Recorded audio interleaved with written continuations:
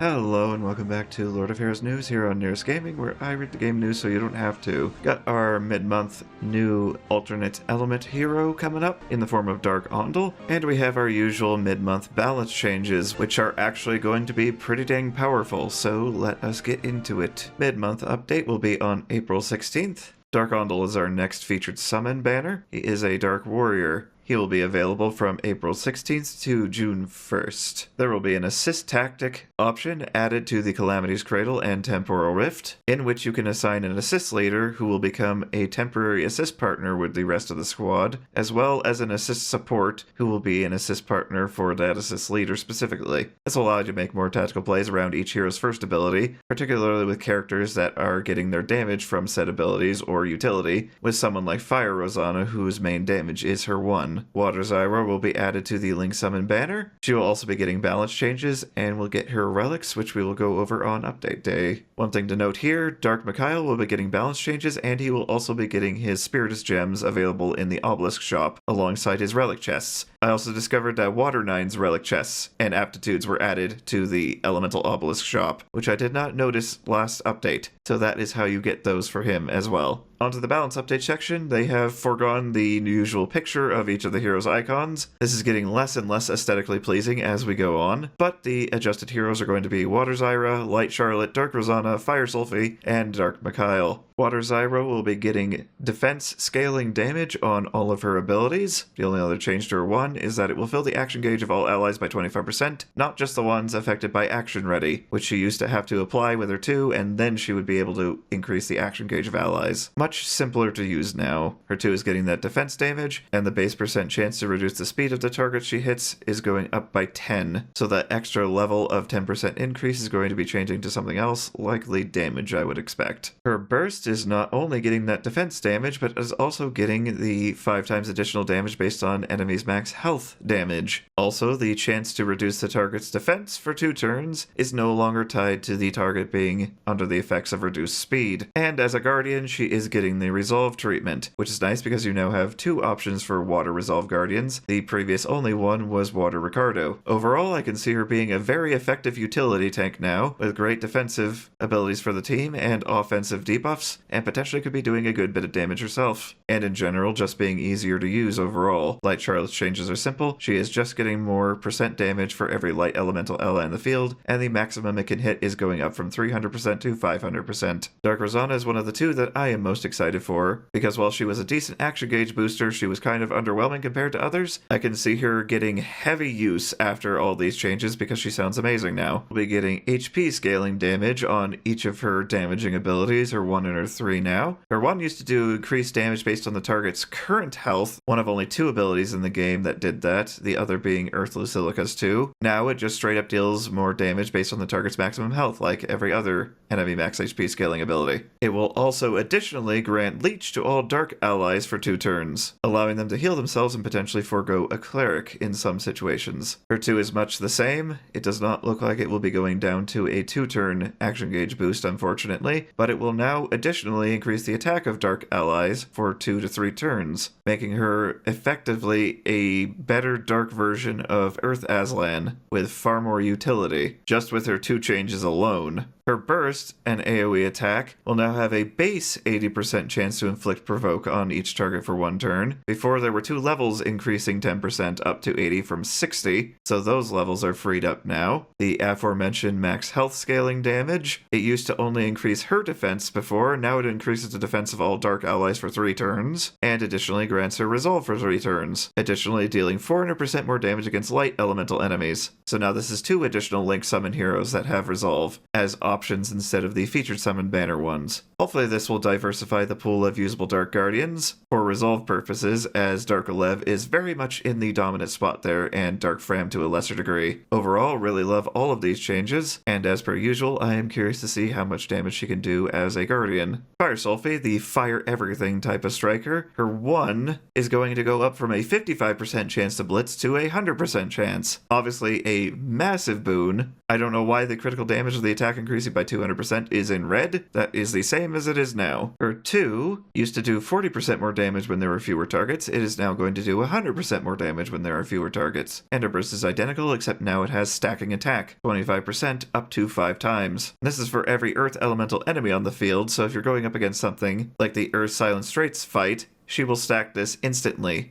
much like Light Rosanna stacks with dark enemies. Overall, Sulfie will be better because her numbers are higher. Will she be of the level of Fire Roselic? Uncertain. We shall see. And lastly, the other one I'm excited for, Dark Mikhail. A free-to-play sniper who is already really good and he's going to be even better now. His 1, weirdly they took away the speed scaling on his damage, but it will now reduce the cooldown of his 2 guaranteeably. With his 2, why is the damage dealt increases based on the user's speed in red? Couldn't tell you. That's exactly how it is right now. However, his 2 will now additionally gain 1 spirit on top of him being a sniper, so he's a very good spirit battery. On top of that, it will also fill the action gauge of all allies by 25% if he attacks a light enemy, and the cooldown is going down to 3 by default. His 2 is now a utility powerhouse. And finally, his burst used to have a base 80% chance to reduce the action gauge of the target. Now is just innate in the ability, has an additional 400% more damage against light elemental enemies, still ignores defense of the attack as a crit, which is the same as it is now, will gain an extra turn upon attacking if there's a light elemental enemy on the field. The spirit cost was also a 4 going down to a 3, it will now go all the way down to a 1. So much like a lot of other recent characters, with his burst, he can potentially immediately regain the spirit he uses with his other abilities. And then some. I am very curious to see just how much of a battery he can be now, and to see if he can actually do a decent bit of damage as well. There will be another showdown event happening on the 16th through the 29th. The elements for the soul stones will be water and dark this time, and Zyro will be getting her Avalon Knight outfit, as well as a rerun for Charlotte's. Battle passes alongside these as well from the 16th to May 20th for both Zyra and Charlotte, and for the showdown event in general. Free things for Ondal's release, 500 crystals and 50k gold from the 16th through June 1st. 16th to May 20th for Zyra's edition, same rewards for free. Now let us look at Dark Ondal. Here are the usual level 1 and 70 stats. A little bit lower on the attack side for level 70, but very good on health and defense, and very slightly over 100 speed. With Ascension 2, these will come out to 13,903 health approximately, 1782 attack, and 1443 defense. His 1 is very, very straightforward. Attacks all enemies like every Ondal, and inflicts a stack of Hunter's Mark. If he counterattacks, it reduces his skill cooldown by 1 turn. His 2, weirdly, is also very, very straightforward. 4 turns, inflicts a stack of Hunter's Mark, and gains a turn. One of the most simple second abilities I've seen in a long time. Although this Ondal is going to be heavily focused on counterattacking. His burst, a cost of 3 going down to 2, which is lovely. Single target attack deals up to 5 times additional damage based on enemy's max health, and 50% more for every stack of Hunter's Mark up to 350, and then remove 7 stacks of Hunter's Mark. So you have to stack heavily beforehand, because I would imagine based on wording it removes those stacks whether there are 7 or not. However, this is the weird new thing with him. He gets a bonus if he is wearing a specific set of warrior gear, specifically Vengeful, which is the one that counterattacks if the character receives damage that is more than 25% of their max health. So presumably, if he has that set bonus, he will grant revenge to all allies for 2 turns upon using his burst, dealing 50% additional damage that ignores defense if there is a light elemental enemy on the field. In this case, it will be heavily beneficial to use that specific set, as that will smooth out the counterattacking, allowing him to stack his Hunter's Marks for his burst more easily. On top of this, he is one of now 2 heroes that give revenge to the entire team,